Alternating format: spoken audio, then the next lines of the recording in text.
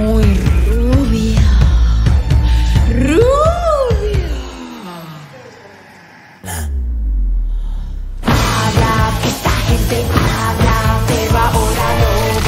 And the Oscar goes to...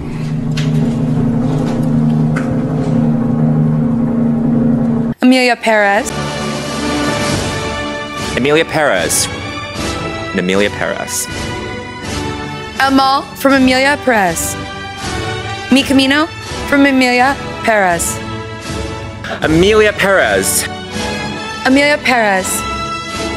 Emilia Perez. Emilia Perez. Jacques Audiard, Emilia Perez. Zoe Saldana, Emilia Perez. Carla Sofia Gascon, Emilia Perez. 10 nominees for Best Motion Picture of the Year. Here they are. Here we go. Emilia Perez.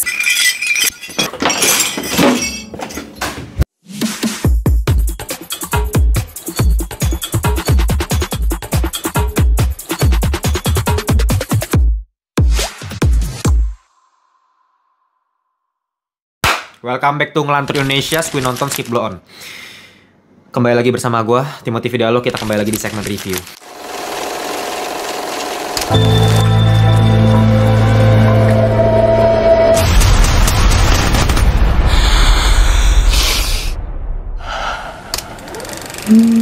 Bentar, kasih gue waktu buat mikir dulu ya. Gue mau mulai ngomong dari mana ini, gue juga bingung. Berhubung kita tinggal di negara Konoha yang memang nggak pernah peduli yang namanya Piala Oscar gitu, dan kita juga nggak tahu apa itu Piala Oscar, apa itu Academy Awards, karena kita memang jauh lebih peduli sama film-film yang berdasarkan kisah nyata viral yang ditonton 11 juta kali di TikTok. Jadi ya kita mulai dari situ dulu aja. Ya gampangnya, Oscar itu adalah sebuah penghargaan film yang dulunya paling bergengsi di seluruh dunia. Dan camkan kata-kata gue yang satu ini, setelah tahun ini di 2025, dari yang mungkin awalnya ya Oscar dianggap sebagai ajang penghargaan film paling bergengsi, setelah 2025 semua akan menganggap kalau Oscar ini adalah ajang penghargaan paling tidak bergengsi, bos. Ya, jadi ya sesuai lah ya, paling nggak dengan nama organisasinya mereka sendiri ya. Nama organisasinya Oscar ini kan The Academy of Motion Pictures, Art and Science, disingkat AMPAS. Oke, langsung ke pertanyaan utamanya aja. Kenapa setelah tahun 2025? Apa yang terjadi di tahun ini sebenarnya? Oke, gue jelasin, tenang aja. Jadi singkatnya, Oscar itu terdiri dari berbagai macam nominasi. Banyak sekali. Nggak perlu gue sebutin satu-satu, nggak perlu gue jelasin satu-satu, tinggal Google sendiri. Pemegang rekor saat ini, film-film yang berhasil mendapatkan nominasi Oscar paling banyak, itu ada 3. Titanic, All About Eve, dan La La Land ya. 3 film ini berhasil mendapatkan 14 nominasi.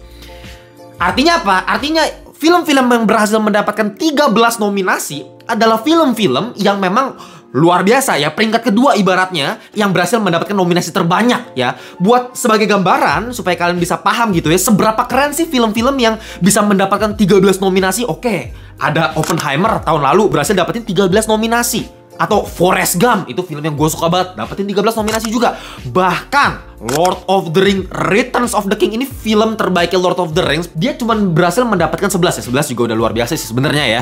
Cuman ya, dia dapetin 11, tapi ya dia clean sweep ya. Dia bener-bener sapu bersih, 11 nominasi, 11-11nya menang. Itu memang rekornya tuh ya, Lord of the Rings, Returns of the King. Jadi ya kalian udah bisa dapat lah ya gambaran seberapa keren nih film-film yang berhasil dapetin 13 nominasi. Nah, penasaran kan sama film yang berhasil mendapatkan 13 nominasi di tahun ini ya, Academy Awards ke-97? Ya, Anda saksikan sekarang filmnya. Very nice to meet you. I'd like to know about sex change operation. I see. Men to woman, or woman to men. Man to woman. From penis to vagina. Pertanyaannya, narkoba jenis apa yang digunakan oleh si penulis naskah?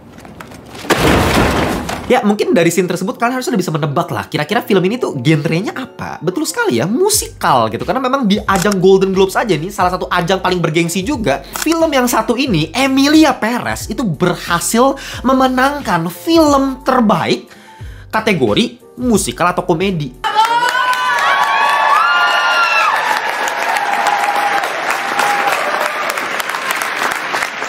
My name is Optimus Prime. Jadi pertanyaannya adalah, apakah film musikal yang satu ini mengisahkan 2 orang yang punya impiannya masing-masing dan saling jatuh cinta? Bukan. Apakah film ini menceritakan mengenai calon biarawati yang ditugaskan untuk mengasuh 7 anak yatim? Bukan. Jadi, film ini tentang apa? Mau tahu ceritanya tentang apa? Tentang seorang bos kartel narkoba yang melakukan operasi ganti kelamin menjadi seorang wanita dengan bantuan seorang lawyer untuk menempuh jalan hidup yang baru. No. It's not true. That's impossible. Oke, mungkin kita akan coba ya bedah satu-satu. Kenapa film ini berhasil mendapatkan fucking 13 nomination di ajang sekelas Oscar? Mungkin kalian akan langsung ngomong ke gue, ya elah kayak orang baru aja bang, kayak nggak tahu aja. Dari dulu kan Oscar emang bukan tentang kualitas. Dari dulu Oscar memang selalu tentang politik dan agenda. Oke, anggap kalau misalnya memang film ini bener-bener agenda, ya mungkin karena memang karakter utamanya transgender menurut kalian. Oke, betul. Tapi kan bisa cek sendiri kok, bisa research sendiri pendapat komunitas transgender di seluruh dunia. Apa pendapat mereka mengenai film yang satu ini? Jangankan gua atau mayoritas masyarakat Indonesia yang anti LGBT, komunitasnya aja nggak terima, bos. Ya, lu bayangin, kalau misalnya memang ini film agenda, oke, ada transgender, karakter utama transgender, komunitasnya nggak suka, benci sama film ini. Sekarang pertanyaannya adalah, kok bisa? Ya, karena motivasi dari sang karakter utama untuk menjadi transgender adalah survival instinct. Ini interpretasi gue pribadi. Kalau kalian mungkin gak setuju sama gue, tulis di kolom komentar. Tapi yang penting nonton dulu filmnya, karena gue nonton di Klik Film. Ya bayar, kalau nggak salah cuma 10.000 aja udah bisa nonton film. Jadi udahlah, lu gak usah banyak bacakan kayak tolol lah. Udahlah, 10.000 doang, apa susahnya sih? Ya, jadi karakter utama kita di film ini namanya itu Manitas Del Monte, seorang pria yang menjalani operasi kelamin dan berganti menjadi wanita. Dia bertransformasi, memulai hidupnya yang baru karena dia pengen pensiun dari dunia kriminal dan dia pengen menjadi pribadi yang benar-benar berbeda, dari villain jadi hero.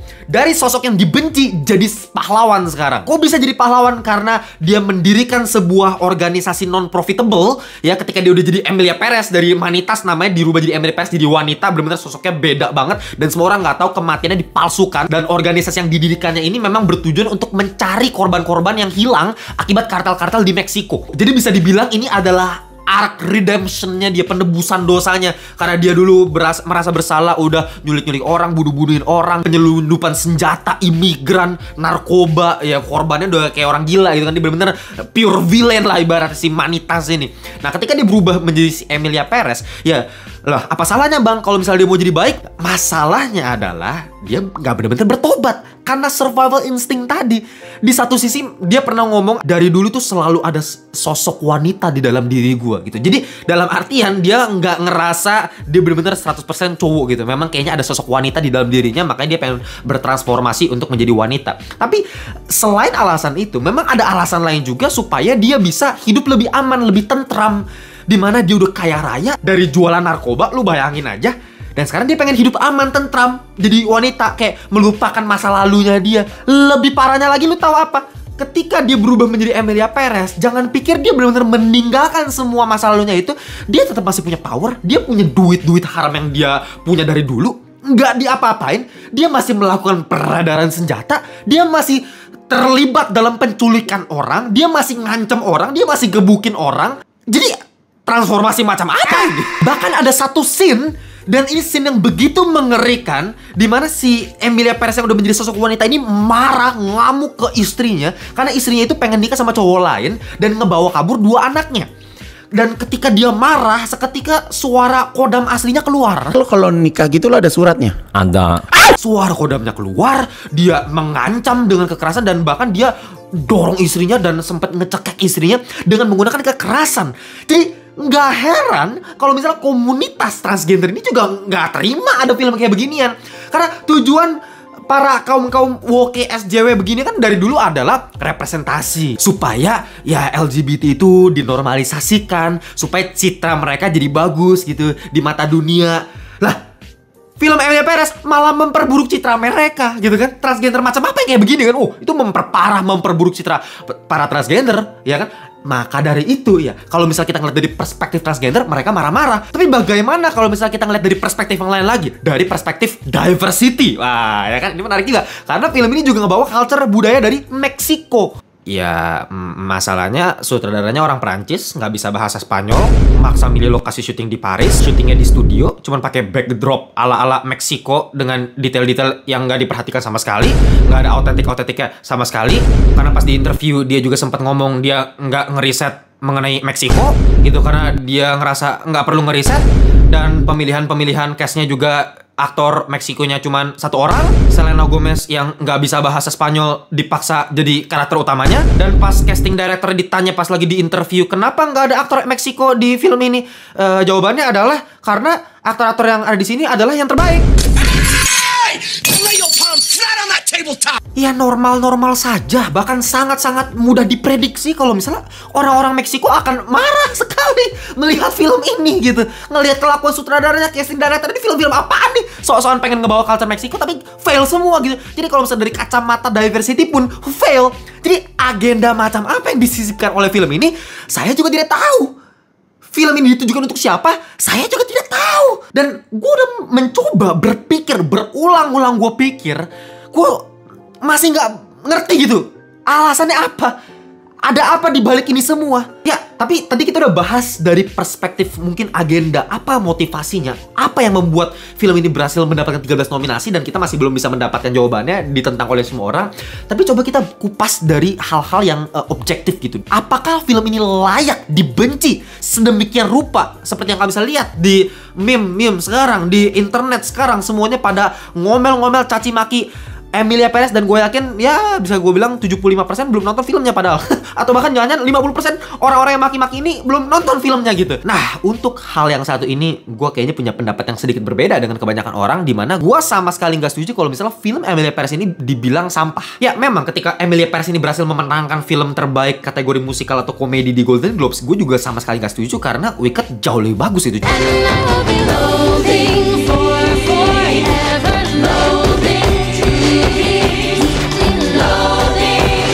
Jauh lebih konsisten dalam hal musikalnya gitu. Menurut gue setiap adegan musikal di film Wicked itu luar biasa, productionnya, koreografinya, suaranya Ariana Grande dan Cynthia Erivo luar biasa. Sedangkan di film ini, mohon maaf sekali ya, memang banyak sekali gue akuin adegan musikal yang aneh yang nanti gue akan bahas. Tapi kita nggak bisa melupakan ada juga beberapa adegan yang begitu bagus yang bikin gue sampai impress gitu. Terutama adegan di awal-awal di pasar, di mana koreografi semua background dancernya, figuran-figurannya bergerak dari satu lokasi ke lain, blockingannya, gimana kamera bergerak, gimana sinematografinya, gimana actingnya si Zoe Saldana, itu emang menurut gue bagus ya. Dengan kursi yang digerakin ke satu tempat ke satu yang lain, ketika kamera ditarik, terus habis itu backlightnya dimatiin, terus ada meja yang langsung di set up sama para background dancer ini supaya si Rita yang diperankan sama Zoe Saldana ini bisa ngetik di laptopnya itu, dan seketika semua background dancernya itu langsung ikutan mannequin challenge gitu.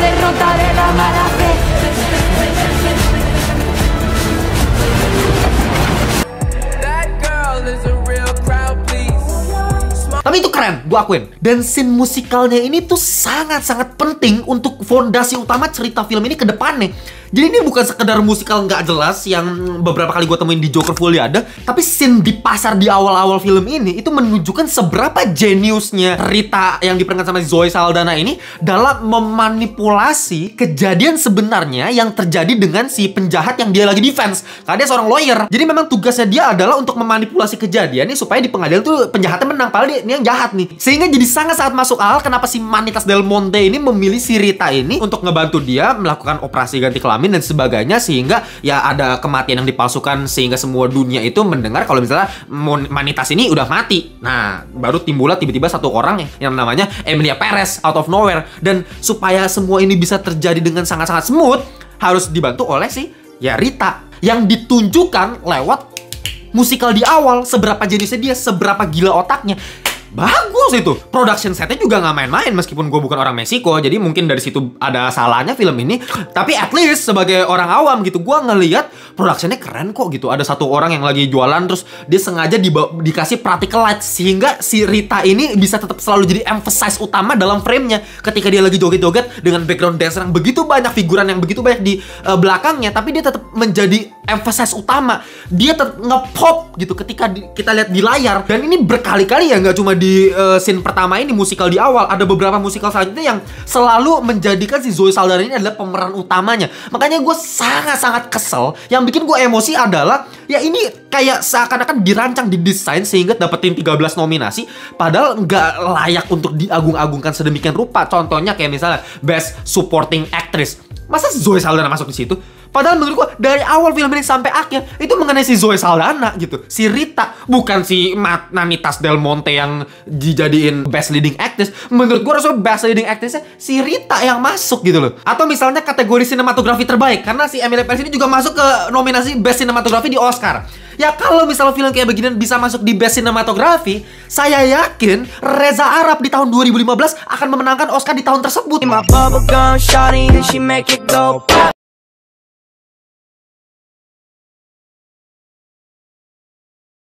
¿Quién sabe cuando ya no se aprieta? ¿Por qué me llamó? ¿Por qué yo? ¿Por qué en el puesto de periódicos? ¿Por qué me llamó? Lu bayangin aja, pas film kayak The Substance, lu bayangin ya, atau Civil War dari A24 deh, itu film-film nggak masuk di nominasi Best Cinematography, tapi ini film bisa masuk gitu. Tapi ya harus gue akui ya, sebenarnya kalau kita ngomong sinematografi juga nggak bisa dibilang jelek. Makanya gue juga sebenarnya agak nggak setuju kalau misalnya ini dibilang sampah karena dari segala sisi aspek jelek semua. Nggak juga, sebenarnya bagus, tapi nggak layak juga buat masuk top 5 gitu menurut gue. Karena kalau misalkan dari nonton filmnya, gue yakin akan ada 1 atau 2 scene yang nggak akan bisa lepas dari otak kalian karena sinematografinya. Contoh, ketika ada satu scene di mana Rita akhirnya bertemu lagi dengan sosok Manitas yang udah berubah jadi Emilia Pérez nih setelah 4 tahun, dan ketika mereka lagi berbincang-bincang dan di satu titik si Rita itu nyadar, "Is that you?"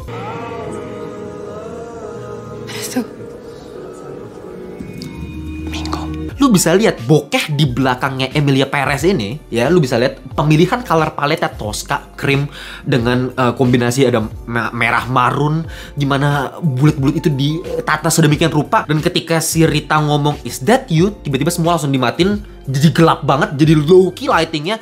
Terus si Emilia Pérez ngomong "Bingo." Kita nggak bakal bisa ngelupain adegan itu setelah nonton film ini. Gue yakin akan langsung terekam kok di kepala kalian dan susah untuk dilupain. Apalagi kalau kalian inget scene setelahnya, ada intercut yang menurut gue sangat-sangat menarik. Ketika lighting udah low-key, gelap, terus tiba-tiba intercut masukin scene-scene kayak misalnya darah tumpah, orang ditembak, terus bahkan sempat ada barong gue lihat. Itu memberikan sebuah makna yang begitu kenceng gitu ya, dimana kita sebagai Rita tuh merasakan ini sosok penjahat yang udah berubah menjadi sosok wanita, tapi ini masih berbahaya sekali nih orang gitu.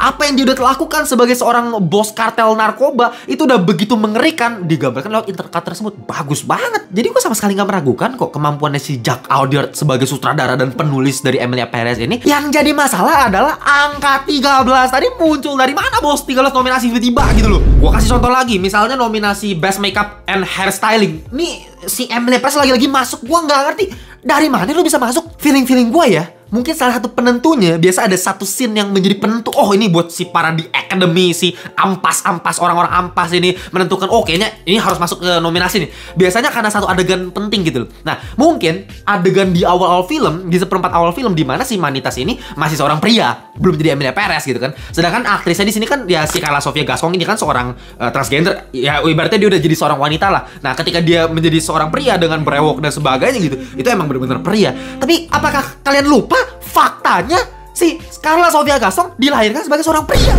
Dia cowok dulunya, bos. Baru transgender jadi cewek, tapi dia tetap ada cowok. Ngerti nggak? Jadi ketika dia di make up jadi cowok, itu bukan hal yang spesial sama sekali.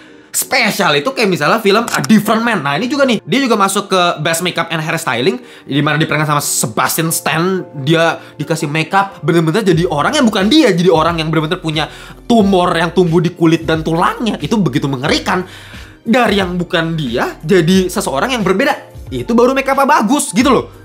Emilia Pérez ya udah dia jadi dirinya sendiri kan. Mendingan gue masukin Furiosa nggak masuk sama sekali nominasi gitu. Sound design mending naruh Civil War. Ya sound design biasa aja, bagus, tapi masih baik yang lebih bagus, ngerti gak sih gitu loh. Ya final score yang bisa gue kasih, gue nggak akan kasih nilai ini film jelek. Ini gue kasih 7,8/10 alias mediocre. Bahkan hampir dicak, hampir di 8. Karena masih banyak hal yang bagus, meskipun masih banyak juga kelemahannya, terutama dari musikalnya yang kayak banyak sekali yang tolong cringe sampai bikin gue kayak Kita jumpa di video berikutnya. Bye-bye semuanya.